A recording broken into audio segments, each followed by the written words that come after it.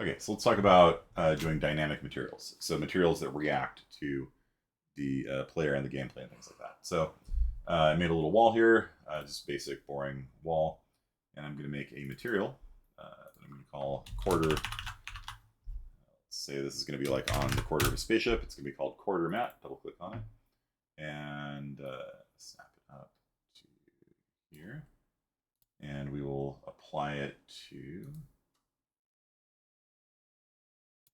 thing. Okay. And so we can start off with this thing just being like just a basic color. We can later on like make it gold or something. Um, hmm. Yeah, let's just start off with it being gold. Okay, so hold down T, click texture sample, and we'll do like gold diffuse map. Look that up to base color by default. Metallic will be a constant 1. It will be metallic. And the normal map will be another one. Here, this will be gold normal map. Here. And now we've got a little bit of gold out here. So it's got a normal map. The scaling's a little bit weird. We can probably play with the texture scaling a little bit. So come back in here. We will do a text chord node here. Just gonna attach it here and here, and we're just gonna hard code the. What's the scale on this? 6. Let's just make it 10 by 1 by 4.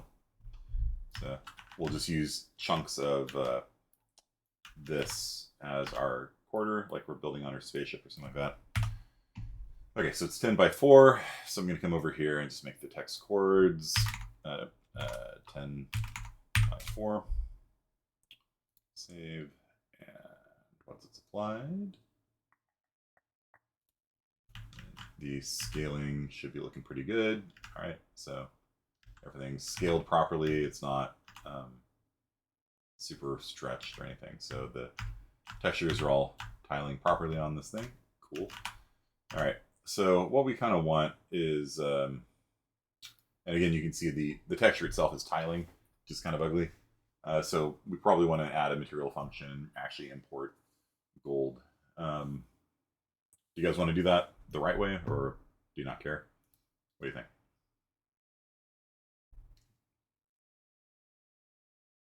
Or does this look fine? The right way is the right way to go. All right. Okay, fine.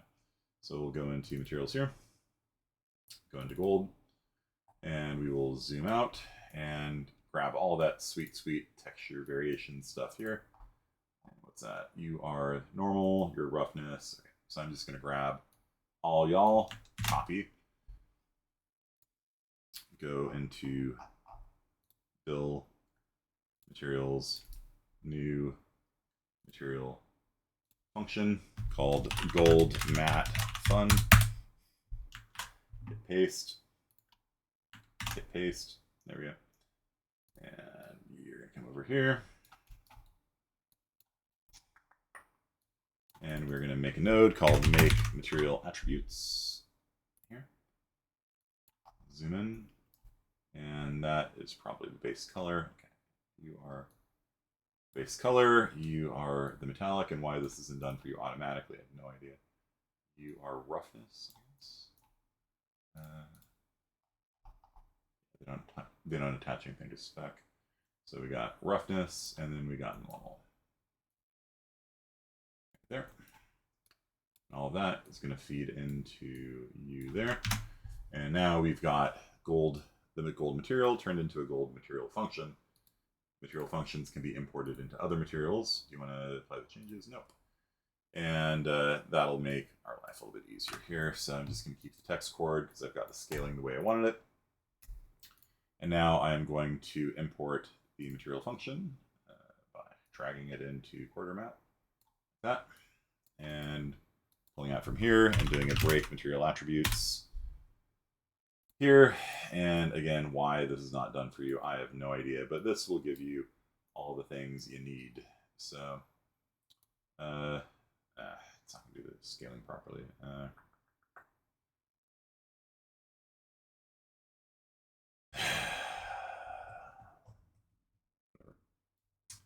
Okay, so color is going to connect, metallic is going to connect.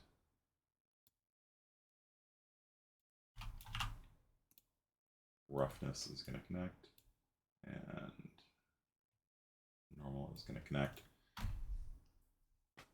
I guess we'll get rid of you. All right, save.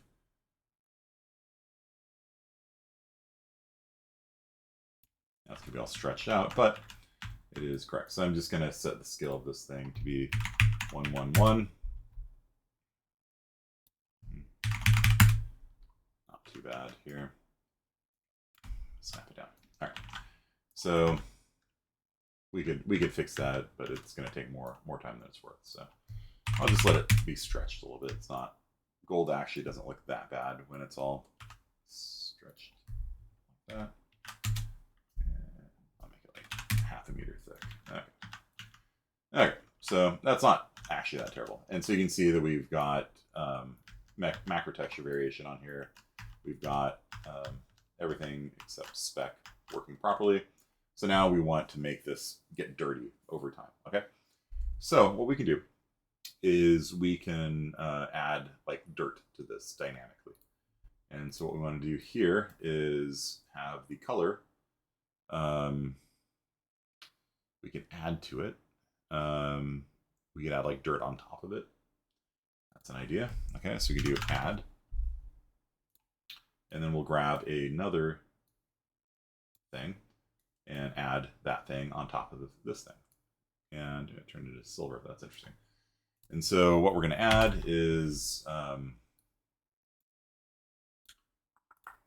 like Perlin noise is a pretty standard thing.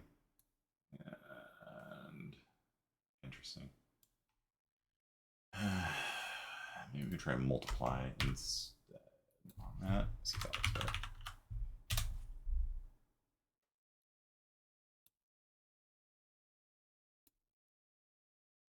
There we go. So you see how it's like kind of dirty now? It's like a dirty gold. So what's happening is that every black pixel on the Perlin noise is 0, and 0 times anything is 0. 1 leaves it unchanged. So all the white areas here in the noise leave the gold unchanged. All the black areas set it to 0. And then there's grayscale in between where it darkens it. So you can see that we've got a dirty gold now, right? And so what we want is for the amount of noise in this thing to be sort of dynamically changeable. And so what we're going to do is we're going to do a parameter, a scalar parameter like this, and this will be called dirt level. And dirt level will, I guess, start at, how do I do this? So we want this thing to be all, we want it to be all, okay. So I'm going to have a scalar constant, just a param, a 1. And so it's going to default to white. And then we are going to multiply the noise times the dirt level.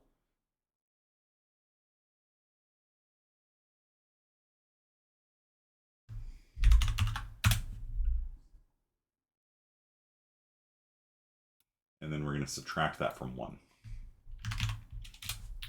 So what we're going to do is basically if the dirt level is 0, this whole thing is going to be black. And this really should be like cleanliness level. Or just noise level. Let's put it that way. Noise level. So when the noise level is 0, then you're going to have no noise at all. And so you're going to get a 0 coming out of that. And then 1 minus 0 is 0. And then multiplying by 1 does nothing. So with a noise level of 0, then the thing will be just gold. But if we set the noise level to 1, you see we get black on here, and we can drag this up and down. You can see that as we increase it, the thing gets darker and darker, right? Kind of cool, right? So, so this thing here is a parameter you can set on the material. So it's just going to default to standard gold. And over here. And now we can make a material instance out of this. I think that's all we need. Yeah, okay. So find gold map, not you, not you, not you, quarter material. There you go. Create a material instance out of you, and we're going to be called, yeah, sure, quarter map instance, save, apply to you. And so now it's using the material instance rather than the default one. Double click on you, snap you off to the side, and you can see that you can see nothing because it's not over there. So what I'm going to do is I'm going to stop. Okay, I'm going to adjust this noise level here, and you can see that in real time this thing darkens as I am adjusting the noise level on it. And I can do things like I can make it like absolutely pitch black if I wanted to, with like 200, you know, just a couple spots of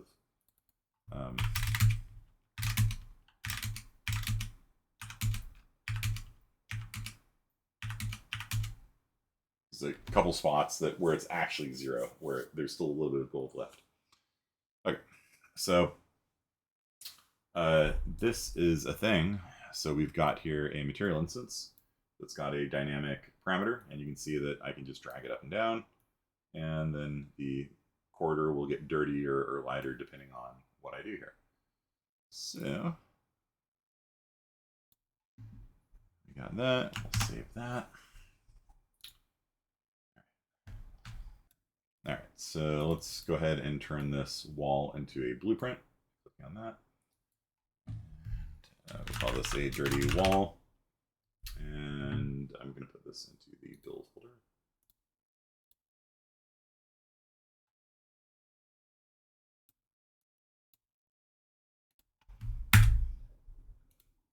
Only has a cancel.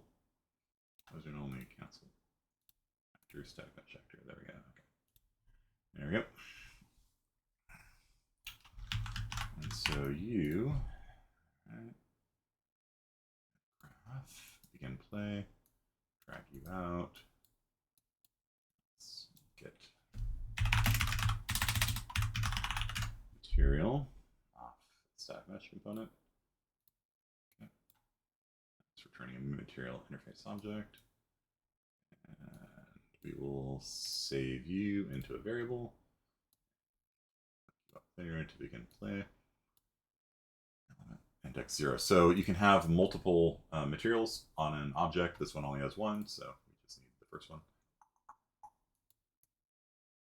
Let's back over there. Hit Q to line them up. Q to line them up. And then we're going to save this as our gold material kind of thing. And then we don't really have any ability to take damage yet. We could do that. Maybe we'll just use something on event tick instead. So drag you out, get the material.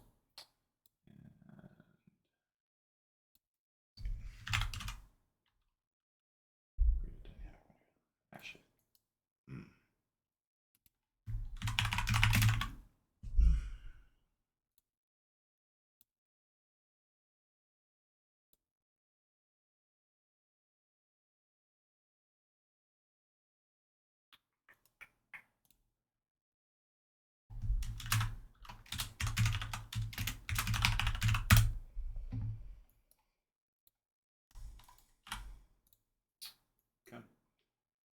So a dynamic material can change during gameplay. So let's do you get, and then let's see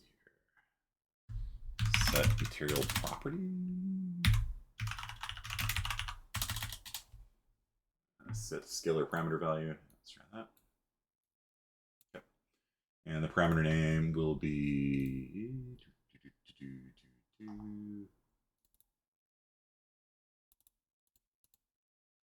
noise level. Copy that. And paste it here. Nope. Okay, we'll just call it dirty, what was it? Noise level. And we're going to set the value to be like 100. And let's just see if that works. So every tick it's going to be setting it to 100, but if we do this right, then the thing will... Nope. Okay. Let's see what I did wrong. Pause. Okay, well that was a short pause. Okay, so what we need to do was to drag off of the dynamic material here and do set material on the static mesh component. And then that dynamic material we created is going to be material 0 on our static mesh component, which is the golden wall. Then every tick, we're just setting its noise level to 100. And then you can see it's, there it is. It's gold. And then when we hit run, it immediately turns black. Okay. So we'll just set this to be like a random number. Random float from 0 to 1. That'll work. Okay. So every frame, it's going to be changing the noise level. So it's going to be flickering horribly, but you can see that it's working. Okay. So we have a we have the dirt level on it changing in real time. So that's kind of the step that you take. So you create a material instance of the material that has a parameter on it. You then technically I don't think we have to set that, but whatever. So we get the material, we create a dynamic material instance out of it, we set it, and we just save it as a variable for ease of use. And then you can just call this on it. So you can say set scalar parameter value on your material instance, and you can change that value however you want. And so what we're going to do is we are going to have this be, I don't know, based on health or something. So like maybe we'll make an integer that's like the number of times we've been shot or something like that. So this will be like times shot short times short times shot, and maybe every time we get hit or something, it goes up by like 0.1 or something. So we don't need to begin overlap, but we could do like on event hit. On event hit, doesn't matter who's hitting us, we're just going to get times shot, and that value is going to feed into there as well. Now, we probably don't want to do it every tick, actually. Yeah, let's not do this every tick. Maybe just like when somebody touches us, right? So then we're going to add, like, I don't know, 0.1 to this, and Q to line them up, and then the result is just going to go into there. And we will save the result. We will set times shot. So every time somebody touches us, times shot goes up by like 0.1. It's not really a good name because it's not actually an integer, but whatever. Okay, so, and then we're gonna save the result of that into the variable. And then the dirt will go up every time we touch somebody. It doesn't matter who touches us. We don't really care. So just every time somebody touches the wall, it will get a little bit dirtier if we set the collision settings and everything, right? So we touch it. Oh, look at that. Yeah, so whoop. Very cool. All right. So it's generate a lot of hit events very quickly, but if we like shoot it, looks like those it's ignoring.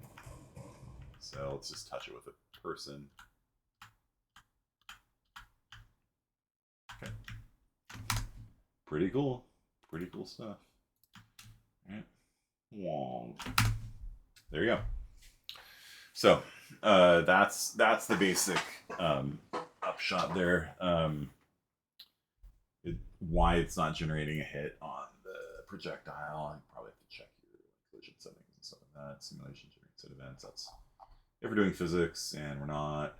So collision presets. Collision presets, set it to block everybody. Let's see if that helps.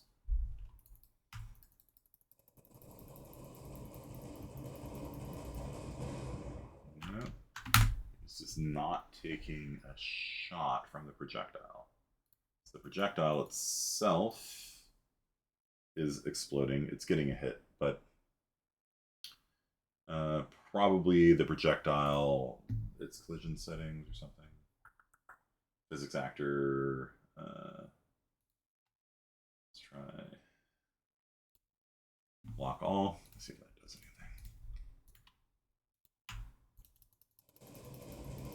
anything. No. It's generating the event on the projectile, but not on you.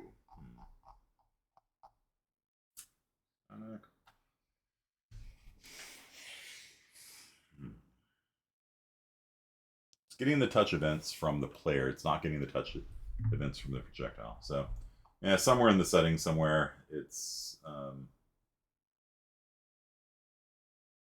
yeah, it's something on the projectile that's not causing the hit event to be triggered there. I'm not going to worry about it too much though.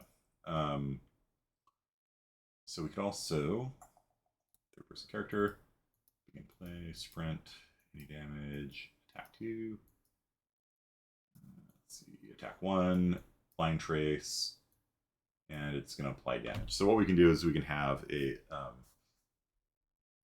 damage event on it, and then that should work unless we're doing something weird. Fine.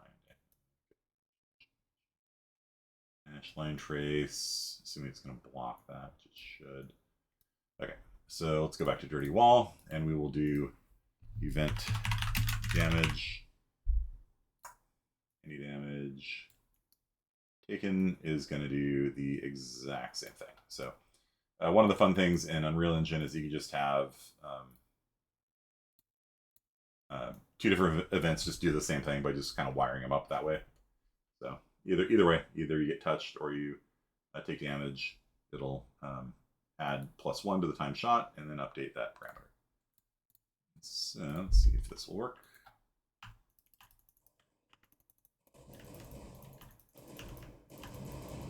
There we go. So it's taking the damage from the projectile, but it's not triggering the event hit for some reason. Which, you know, say la vie. One of the things about Unreal Engine, you just have to sit there and figure out why it's not, and it's taking laser damage too, right? So I've done this before, like in a game where I had a flamethrower, and then I just had the walls like get darker with soot. So like as you flamethrow it around, if it hit the walls, like they just get blackened. And it's kind of a cool effect. Like it actually looks pretty cool. You might want them to like undirty over time, you know? Splatoon, yeah. Or you can do decals and things like that as well. But this is kind of a fun little feature. So we do like event tick and like subtract off dirt over time. So we can get this and just like subtract from times shot delta seconds. That might be a little bit too much.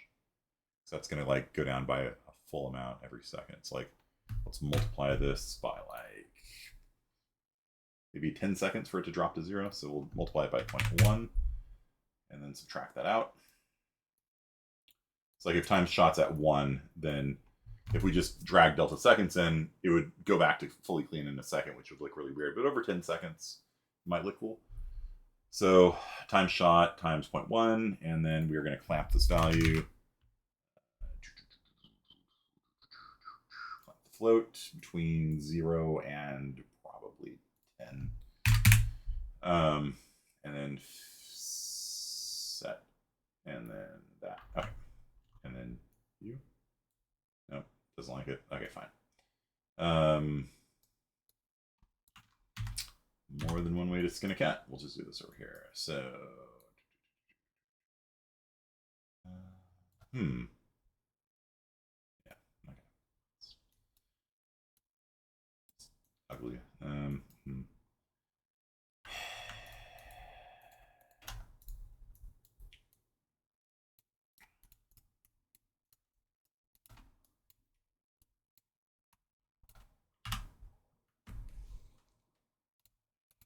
Spend half my time just getting these things lined up properly.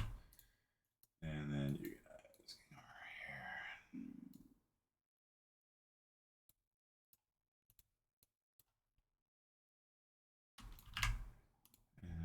looks okay, I guess. All right, so clamp between 0 and 10. Okay, fine. All right. So what we're doing, clamp prevents it from dropping below 0. And so if I click it, it's getting a little darker. Ooh. It's getting a little bit darker, but I think I'm subtracting out too much. Let's see here.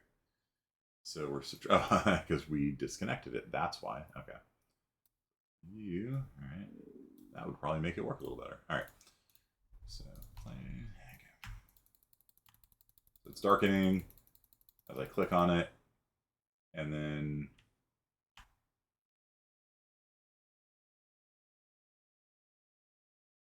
see how the dirt's fading.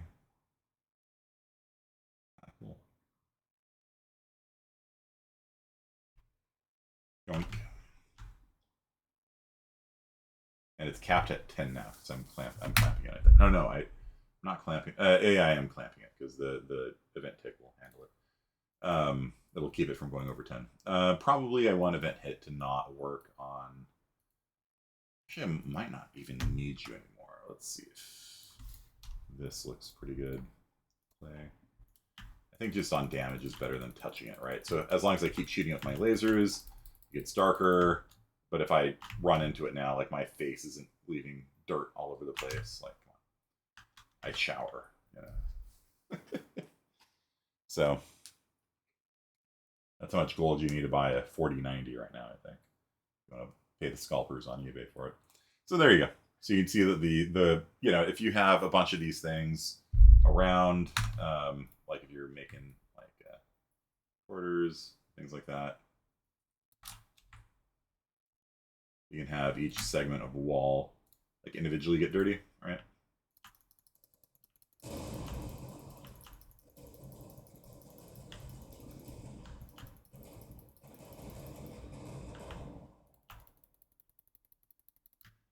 And then they will sort of heal. Each one will heal on its own, and the dirt will kind of go away over time. Kind of cool. So that is a dynamic material. It's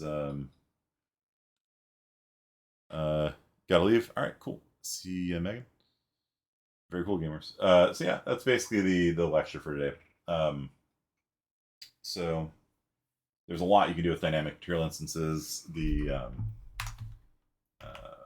water, for example, you can make these things dynamic so that like when the wind picks up, the waves start moving faster and stuff like that. You guys want to see how to do that? We got a little bit of time left in the day. You guys want to do something cool like that? Have the water respond to, you know, a blueprint. So you can have a blueprint control the wave speed and stuff like that. Okay. So you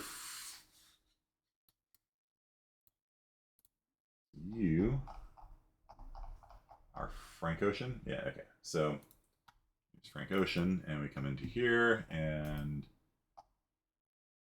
we got all this stuff. These are parameters already.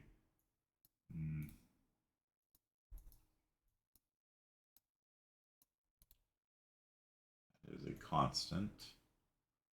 That is. Do we only have one parameter? Oh, these are parameters too. Okay.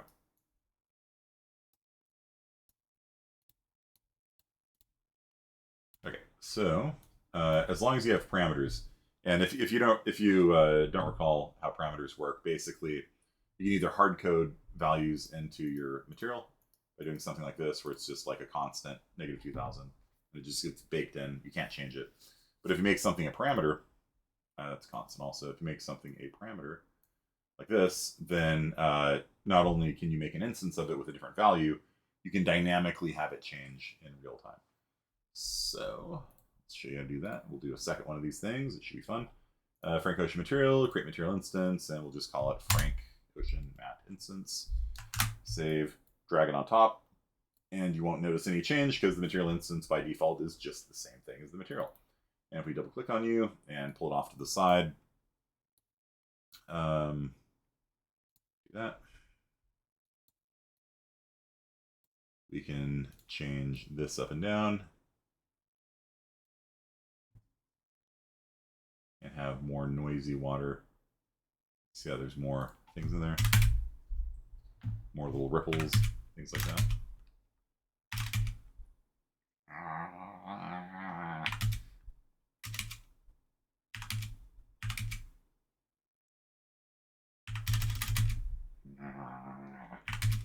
Okay, so we'll default to 1, I guess.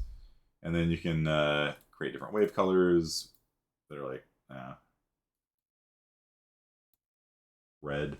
It's like blood red. Moses. I don't even know what that is now. Whee. Yeah.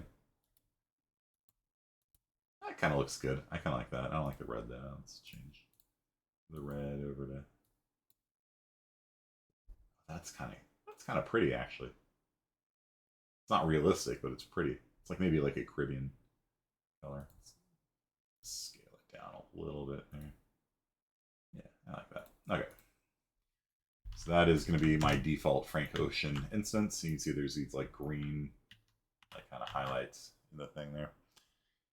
All right, so we want to make it so that the we can control that stuff from a blueprint. And so you can build like a weather system, and you can have things like the you see how like the flowers and everything are like blowing in the breeze. Like you can actually create like an overall climate system that like everything kind of moves at the same time. I'm not going to do that right now. I'm just going to make it so that maybe we'll just have the save. Thank you. Maybe we'll just have like the human, the third-person character just control some of the parameters on that. See if there's anything else on here that matters. Light mask settings. That cast shadows mask.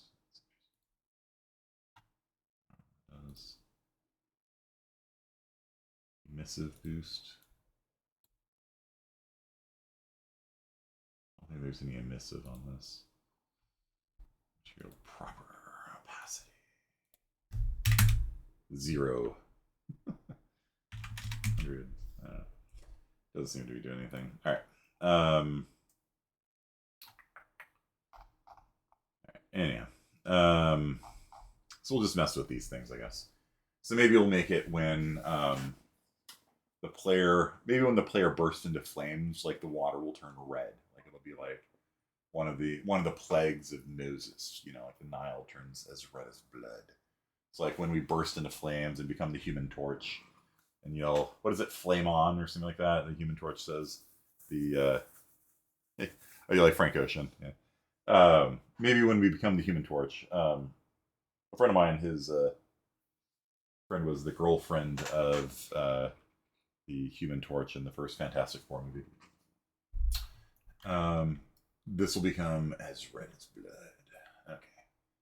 Come over here, and let's go over to our main blueprint, third person thing here, and Control F, flame, no results down, cool. I believe I can fly. You activate Man on Fire aura. There you are. So fire is what I was looking for. Fire. Fire. Okay. Get Man on Fire aura. There. Okay. There. Okay. So when we turn it off, we're gonna set the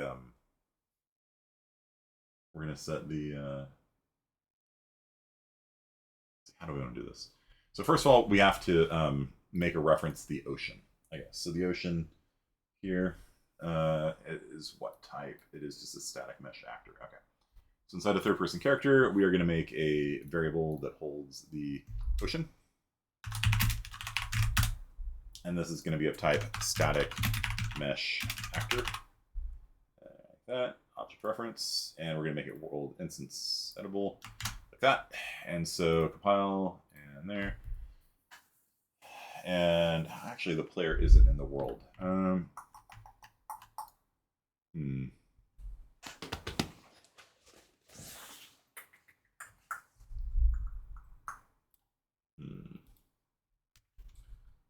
I'm just going to call you the ocean.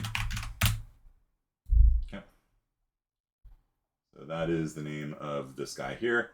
So BP third person, we're going to come up to begin play, wherever that is. Begin play. Begin play. There. And then after we've done all of our widget stuff, we are going to find actors by name.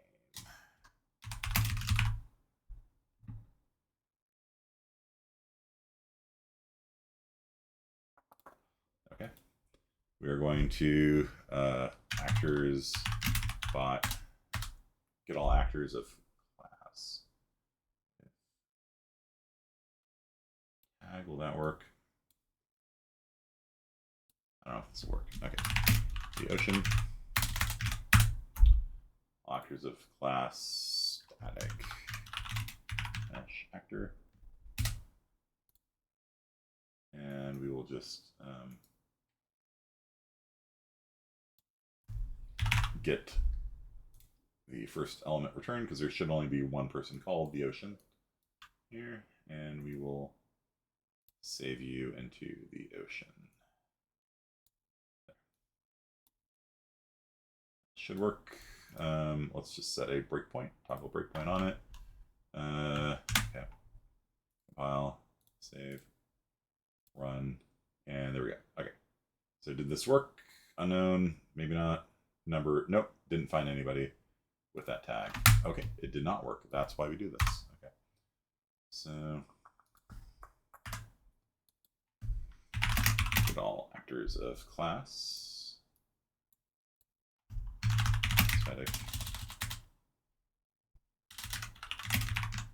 Static mesh actor.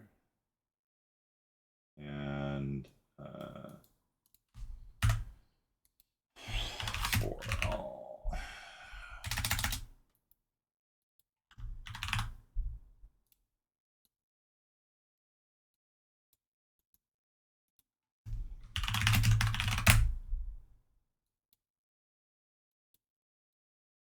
So I'm just going to print the name of everybody and see how that goes. Compile, save, run. Okay, so that's all of our static mesh actors in the world. So it found a bunch of people, and what we want to do is say if their name is the ocean, set them to be the ocean. So if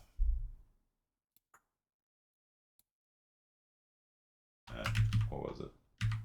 Get a display name. Okay. That is a name. It's a string. Okay, good. It's not a name.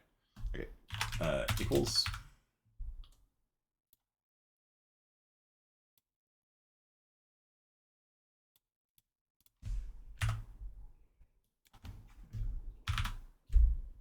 Yeah, case insensitive is fine. The ocean.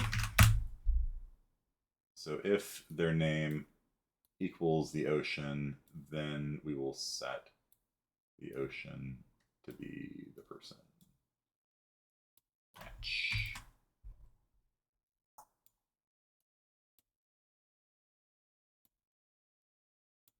And breakpoint, and let's try this. Let's see if that works. Play. Boom. All right.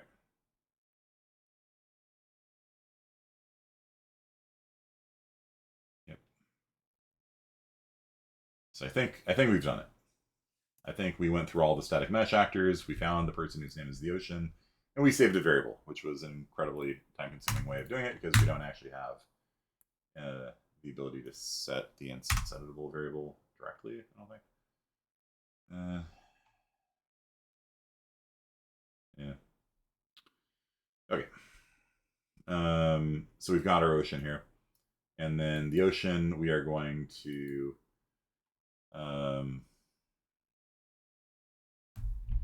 get the material.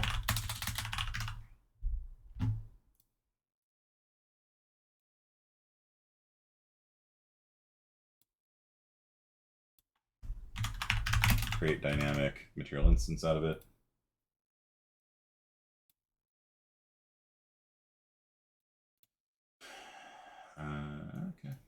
And then we're going to save you into the ocean material. And hopefully that'll work. We've done a lot of steps on something that's not even us, because the ocean is like just a random person. Okay, but we've created a dynamic material. Oh, then we need to set that as the, that was what I forgot last time, right? So you are going to get material, and then we're going to set the material. Set material to be this new dynamic. Nope, damn it. Yeah, there we go. Okay. A whole lot of spaghetti going on here, but we're good. So I think this is going to set that we're going to take its material, we're going to turn it into a dynamic material instance, and save it, and then we've got a copy of it, and hopefully we should be able to edit it, because if not, I'm going to be very sad. I'm going to have to clip all this stuff off at the end of the video. So after the at the end of the day, that should all be good. Compile, didn't compile. What's wrong here? Target must have a connection. Trade you. Nope.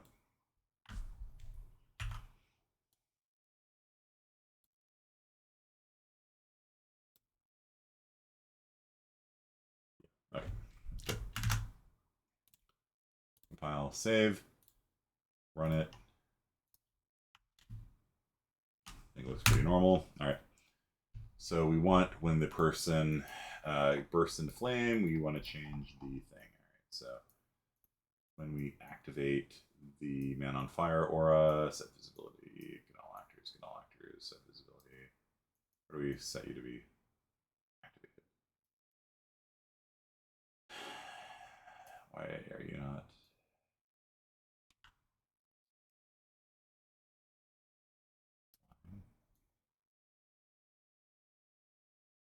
Okay, so it's activated here and it's visible here. Okay, so here is where we are going to pull out the ocean material, and we are going to set its scalar parameter, or set a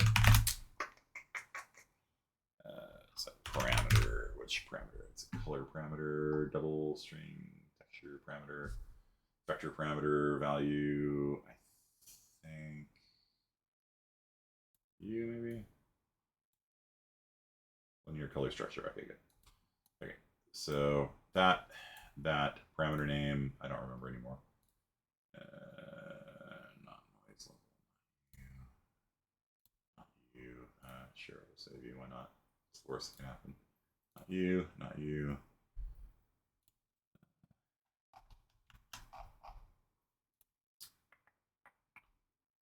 We call you Frank Ocean Material Instance.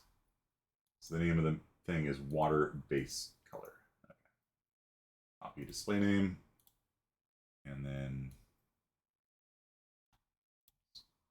over here, and we will paste the display name into here. And the thing here, we will make linear color, and we will make it as red as blood. So we're gonna make it 1001, and let's just leave it at that and see if that works. Okay, so hit play over here and fly, and there you go. So the water is now red, and it's red permanently because we're not changing it back. So there you go. So we got a ocean that turns into blood when we burst into flames, and stays blood forever. All right. Strawberry Soda Lake. Yeah, with all of your Candy Crush kinds of things, Victor, that might be cool for you. You can have water that like changes colors and stuff like that. And so the other thing is crust color. Yeah, the green looks kind of weird in it, doesn't it? Right? Like it looks fine when it's blue. It's like kind of got that Caribbean thing going on, but like it's a little weird with the red. But I think it's fine. Like it's actually kind of interesting looking. Red and green strawberry. Yeah. I could have the noise speed go up as well, I guess. All right, so I'll do another one of those things. Set the vector parameter. No, we want scalar vector. Set scalar parameter value. Which one's right? I don't know. So we'll pull off this. if you pull off the type, it gives you the right one, especially when there's two that have like the same name.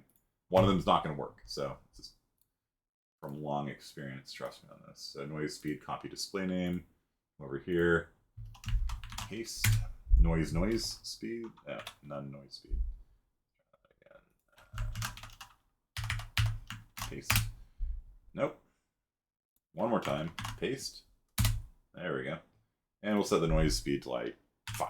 So it'll become noisier and blood. And then when we stop the on fire effect, activate.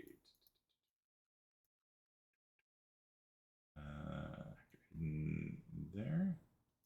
Visibility. Visibility is off. So when we walk again, we set visibility off. Okay, and then we can go over here. Put all this stuff back here. I don't know what the original color is. Copy. And 0.055.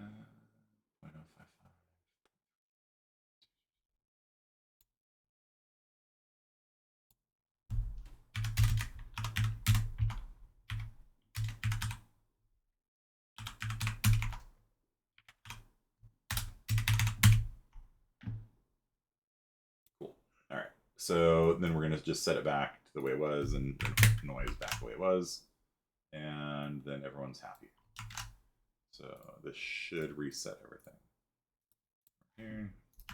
Burst into flames, everything's red, and then it goes back to normal. So when we're flying, the water turns red, and then when we stop flying, it goes back to regular water again.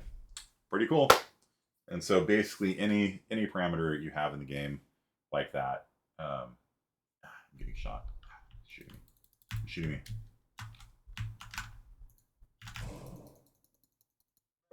Get wrecked. Okay.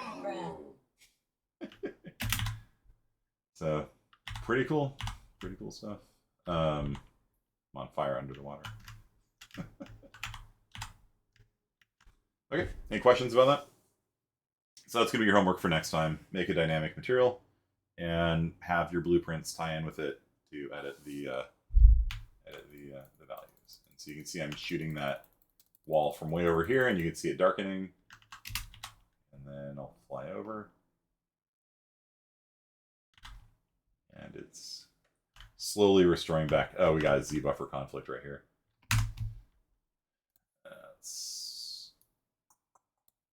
I don't have snap to grid on, that's why.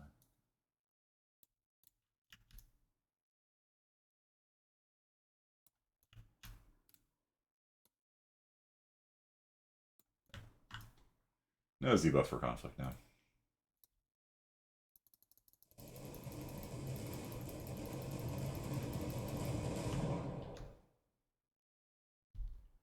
Okay, hope you guys had fun. I know I had fun working with this. Materials are a lot of fun. I'm not an artist, but I do enjoy working with them, and especially linking them with, programs and things like that. It's a lot of fun. So it took a little bit of extra effort to tie it in with the player, because the player, the easy way of doing it would be to just have a variable that you could set, but it just took a couple extra steps here, because just getting the ocean. Where was it? Begin play. Yeah. Just getting the ocean involved, getting every static mesh in the world, doing a for each loop, finding the one whose name was the ocean. I guess we don't need to set that as a variable. Technically. Probably delete that.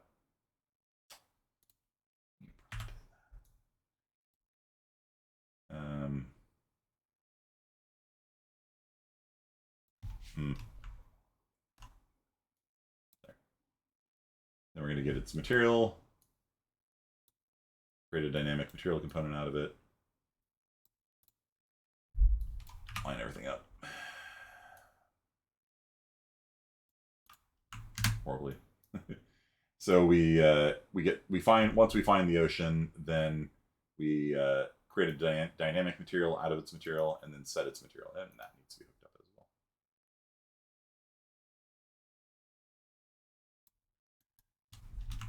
And then I don't think we need you anymore there.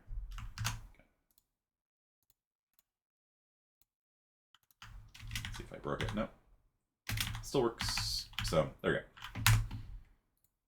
You guys understand the process? So you get the material off an object, you create a dynamic material instance out of it, and then you typically save it as a variable, so you don't have to go through this rigmarole every time. This is only on begin play, so one time only, it finds the ocean and saves its material, and then later on you can access its material and set parameters on it using set scalar parameters, set vector parameters, things like that. And so I just have the material saved as a variable, and then you just call things. Make sure you spell these things exactly. If you don't spell them exactly right, it won't work. And so the best way of getting them spelled properly is just to go into the material instance and like right click and choose copy display name. And then when you go over here, you just paste it and make sure you get rid of it starts off with like none first. So delete that, paste the name in, and then you're good to go. And just make sure you always set alpha to 1. If you forget, set alpha to 0, the thing turns invisible, stuff like that. Okay, that is our class for today, and I will see you guys on Thursday. Peace out. Pizza.